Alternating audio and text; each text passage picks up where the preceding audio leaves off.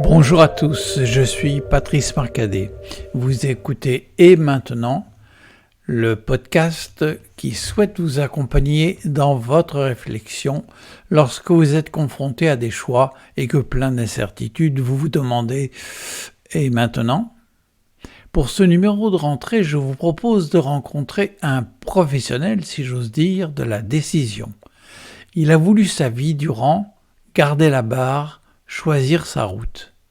Médecin généraliste, il a pendant une quarantaine d'années accompagné des malades qui devaient répondre à la question « Et maintenant ?» après un diagnostic qui bouleversait le cours de leur vie. Lui-même, il s'est confronté à un « Et maintenant » majeur en décidant de prendre sa retraite et de couper ainsi le fil conducteur de son existence. Je vous invite à écouter le docteur Yves Fourré, qui a accepté de partager avec nous ce qu'il avait en main pour décider et à qui il tendait la main pour continuer. Bonjour, je m'appelle Yves Fourré et je suis médecin généraliste. Je suis marié et avec ma femme, nous avons eu 5 enfants. J'ai décidé il y a 1 an et demi de mettre un terme à ma carrière de médecin. Et donc, s'ouvre devant moi, j'allais dire, une nouvelle vie. Le passage d'une vie professionnelle très active à la retraite correspond à mon avis à un vrai travail de deuil. Il s'agit de se dire que l'avenir nous est ouvert, mais qu'on sait qu'un certain nombre de choses, on ne le refera pas. On ne verra plus ces patients avec qui on a pu lier des moments un petit peu d'amitié, des patients qu'on n'a pas envie de revoir, des patients qu'on a accompagnés de façon transgénérationnelle pendant 20, 30, voire 40 ans. Et l'arrivée de la retraite nous fait dire que ce type de relation humaine est fini. Il n'en reste pas moins que l'enrichissement que m'a apporté mon métier, notamment au niveau relationnel, va me servir de toute façon pour les années à venir. Ce que j'ai en main, c'est évidemment les 70 ans qui précèdent le jour d'aujourd'hui. Avec 2 grandes composantes, si je peux dire.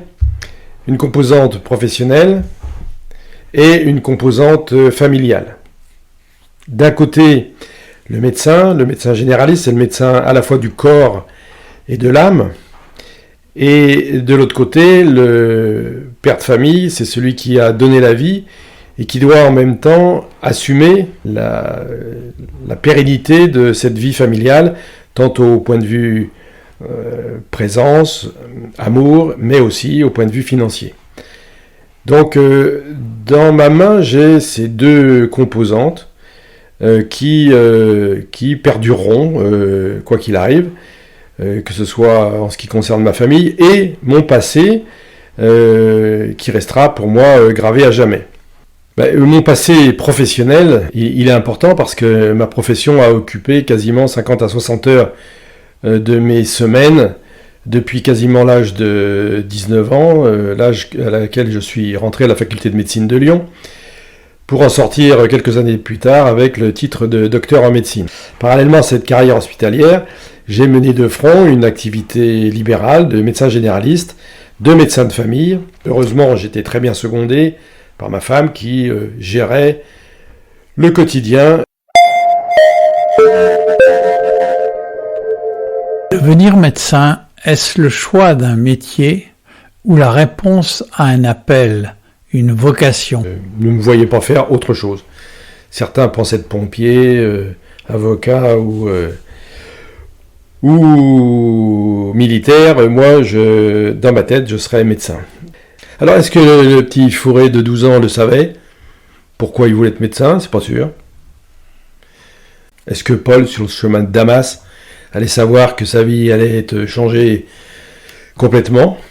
Pas sûr. Donc, j'ai pas forcément la réponse à cette question. Peut-être que la vocation, c'est ça, c'est quelque chose d'intuitif. C'est un objectif aussi, d'arriver à comment dire, à assouvir ce besoin vital, ce besoin essentiel qui était je serai un jour médecin. Donc je pense qu'il caractérise mon parcours, c'est une volonté indéfectible, mais une volonté presque immature, presque sans limite, d'obtenir l'objectif, d'atteindre l'objectif que je m'étais fixé, être médecin. Une fois que je suis devenu soignant, cette volonté permanente de la performance ne m'a jamais quitté. En effet, je me suis engagé parallèlement à ce que j'ai déjà dit précédemment dans la formation médicale continue. J'ai toujours estimé que les compétences médicales qu'on obtient en une dizaine d'années d'études sont largement insuffisantes pour être pérennes sur les 30 ou 40 ans de l'activité professionnelle.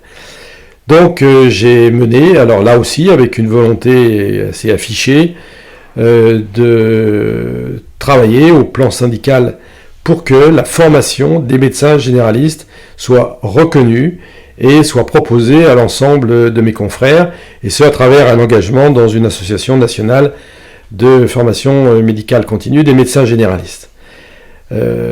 Cet engagement, évidemment, devait permettre l'entretien de savoir, mais surtout de compétences, c'est-à-dire d'un savoir-faire en action que je me suis imposé et que j'ai essayé de proposer à tous les confrères que j'ai pu côtoyer au cours de ma carrière.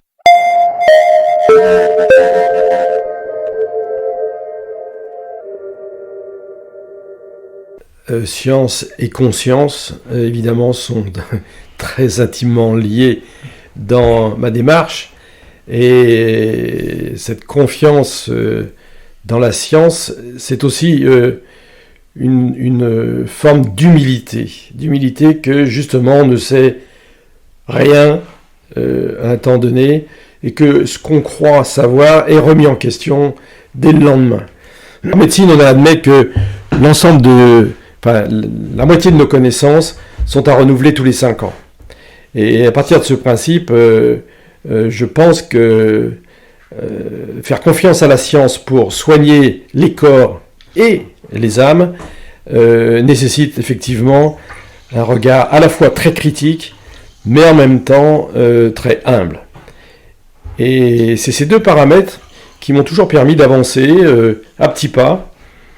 Et on pourrait prendre des exemples. Par exemple, dans ma carrière, par rapport à ce que j'ai appris à la faculté, je n'ai été confronté qu'à 2 nouvelles maladies. Quand j'ai fait mes études, le sida n'existait pas. Je l'ai découvert au fur et à mesure de mon exercice professionnel, qui a nécessité justement d'acquérir des compétences qu'on ne m'avait jamais enseignées, et donc de me former avec mes pairs qui étaient plus spécialisés sur le sujet, de façon à pouvoir, dans ma clientèle, suivre et accompagner les patients atteints de sida, notamment dans la fin des années 80, le début des années 90. La deuxième maladie, c'est la Covid. Et pour moi, en tant que médecin, ça a été un sujet scientifique particulièrement intéressant, dans la mesure où justement on ne connaissait rien de cette maladie. Et que, au fur et à mesure de son développement, au fur et à mesure du travail des scientifiques, nous avons pu comprendre et puis mettre en œuvre les moyens pour traiter les conséquences souvent néfastes, notamment au début de la pandémie, concernant donc la gravité des symptômes.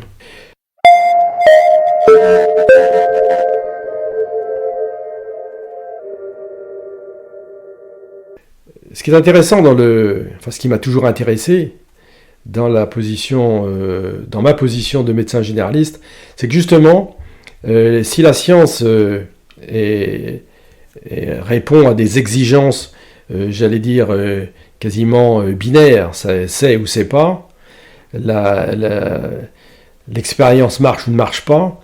Dans la médecine générale, la deuxième composante, c'est l'individu, c'est l'être humain, qui lui, dans sa façon de fonctionner, ne correspond pas à une démarche binaire de type scientifique.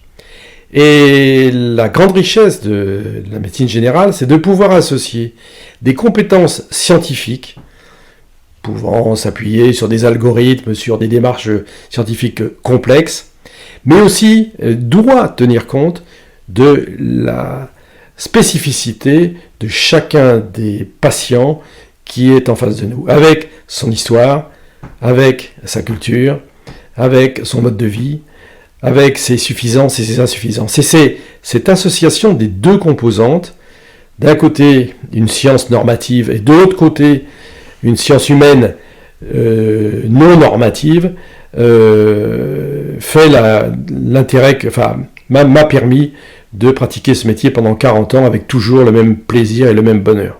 Yves Fourré, quelle est la place de la foi dans l'exercice de ton métier?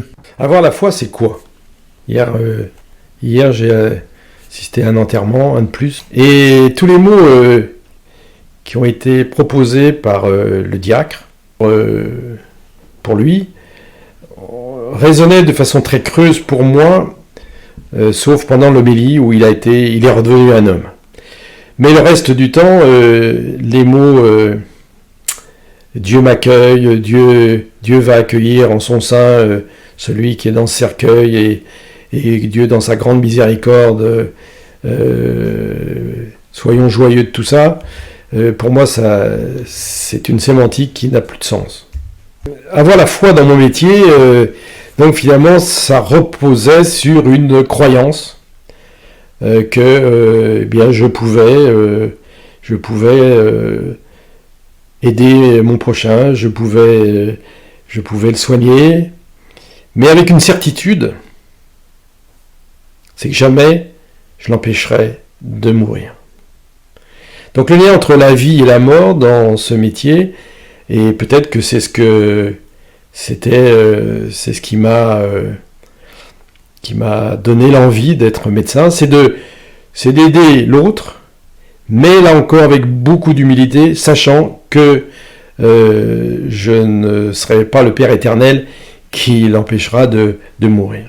Donc le lien entre la vie et la mort dans ce métier a été très très fort pour moi, peut-être parce que j'ai été marqué très tôt par la mort, notamment via le décès prématuré de mon père, à l'âge de 39 ans. Mais ce qui est sûr, c'est que j'avais décidé d'être médecin avant son décès. Donc pourquoi j'ai décidé d'être médecin? Je pense que c'est quelque part une forme peut-être de survie. Alors c'est possible que moi-même, pour survivre, il fallait que j'aide les autres à vivre. Si je jouais à Lacan, ce que bien évidemment je suis incapable, j'aurais écrit repère avec RE-père. Ouais. Est-ce que au cours de ma vie, au cours de ma vie professionnelle, de ma vie familiale, je n'ai pas cherché en permanence ce père qui était parti trop tôt, et qu'à travers mon métier, notamment, à travers ma vie de famille, notamment, j'ai été à la fois ce père pour un certain nombre de mes patients, pour mes enfants, tout en reniant quelque part le rôle de jouer ce rôle de père. Lorsqu'on soigne les gens, on sait très bien que en termes d'identification, le soignant peut prendre des postures, en tout cas est vécu par le patient de façon très différente, dans le cadre du transfert et parfois même du contre-transfert. Mais je pense que cette notion d'être un repère quelque part, donc, a pu me motiver à faire ce métier. Alors dans ces repères, j'en ai quelques-uns. J'ai notamment la rencontre avec un prêtre qui m'a permis de faire une sorte de psychothérapie lorsque mon père est décédé pendant 2 ou 3 ans. Je l'ai vu régulièrement en entretien. C'était un prêtre. C'était pas un psychologue, mais il avait une forme de psychologie. En tout cas, il m'a certainement beaucoup aidé. Et après, je pense que plus que les individus, donc a priori, là, j'ai pas d'image particulière, c'est plus les structures. La structure syndicale dans laquelle je me suis investi, la structure de formation médicale continue nationale dont je suis arrivé à être le président national pendant une dizaine d'années, et certainement c'est au sein de ces structures que j'ai pu à la fois me confirmer mes choix, améliorer ma pratique et avoir peut-être justement des repères qui m'ont aidé jusqu'à la fin de ma carrière.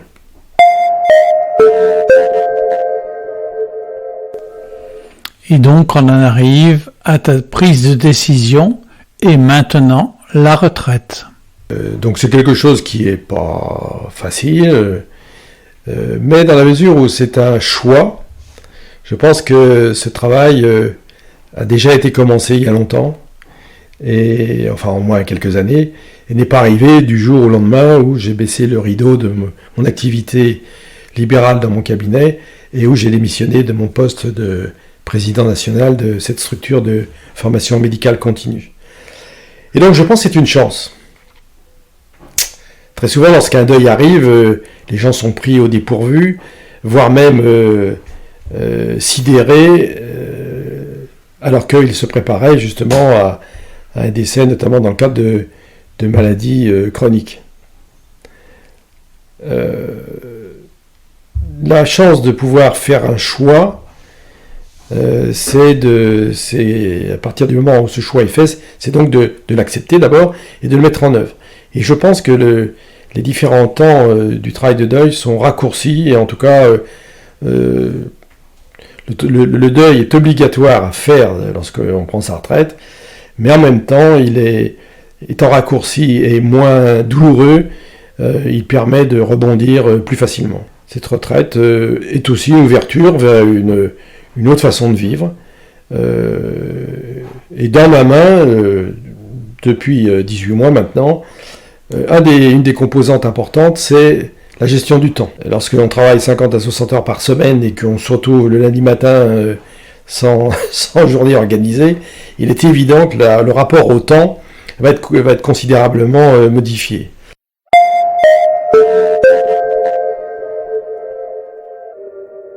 Ma vision des choses, c'est que c'est comme pour le pouvoir, le tout, c'est pas de prendre le pouvoir, c'est de le conserver et ensuite de le transmettre.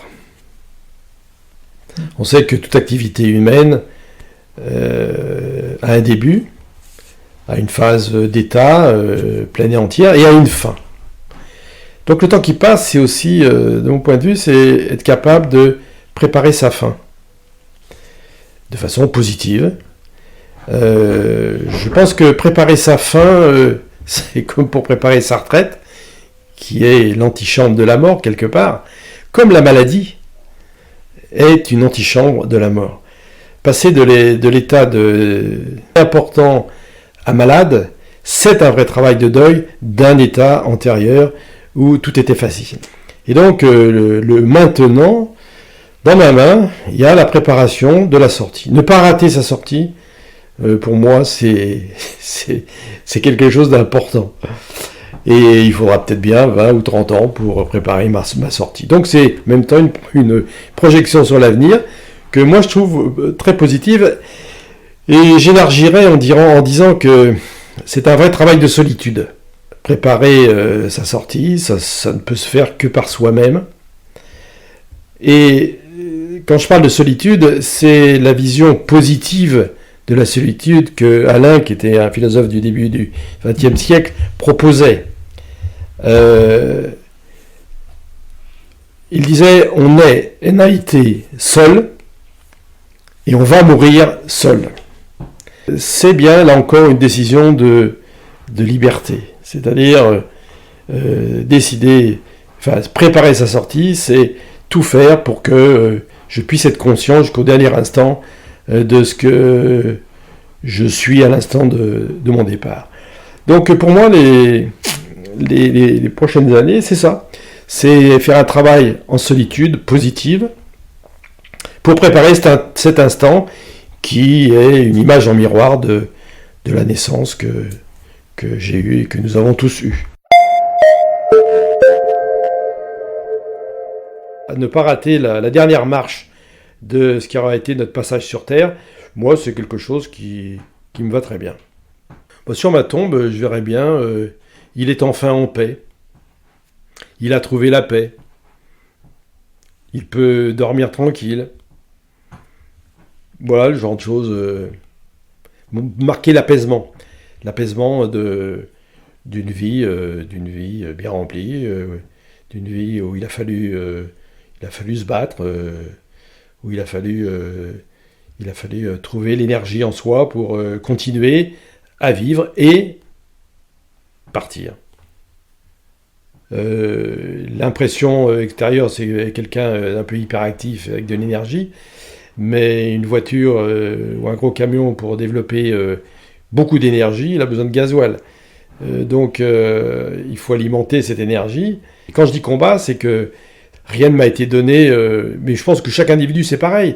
On est tous avec une problématique à développer, et que si on veut avoir eu l'impression je dis bien l'impression de réussir sa vie, c'est que quelque part on n'a pas attendu que les autres le fassent à notre place. Donc cette énergie vitale, qui est l'énergie qui fait qu'on doit vivre jusqu'au jour où la batterie interne s'arrêtera, elle nécessite une régénération permanente, quotidienne. Cette énergie vitale, là aussi, malgré le principe d'égalité, de fraternité qui est sur nos frontons, sur le fronton de nos mairies, en fait on est très très inégalitaire. L'énergie vitale n'est pas du tout la même d'un individu à l'autre. Sa façon de régénérer cette énergie de vie est très, très variable suivant les individus. Et personnellement, je pense une de mes façons de me régénérer sera d'aider, dans l'avenir, ceux qui manquent d'énergie. C'est-à-dire, éventuellement, d'aller aider, comme j'ai aidé toute ma vie, tous les gens qui sont confiés à moi, d'aider de la même façon, à leur donner un peu de l'énergie que j'ai peut-être en trop, pour les aider, eux, à retrouver cette énergie vitale qui peut leur manquer. Donc, c'est dans le rapport à l'autre que je pense que nous nous régénérons, tout en ayant comme objectif d'aider l'autre, lui aussi, à maintenir son haut niveau d'énergie, quand justement il a tendance à en manquer. Donc de ce côté-là, pour moi c'est relativement clair, ce transfert d'énergie, tant que je pourrai le faire, sera pour moi justement un signe d'avancement vers une fin positive, mais de toute façon qui sera une fin, on a bien compris, inéluctable.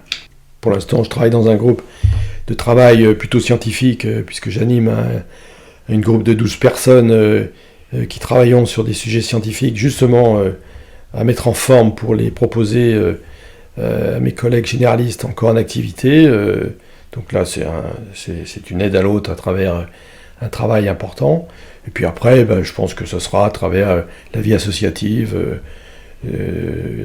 d'associations qui tentent d'aider l'autre, si possible dans un environnement non caritatif et plutôt plus neutre, politiquement parlant, quoi.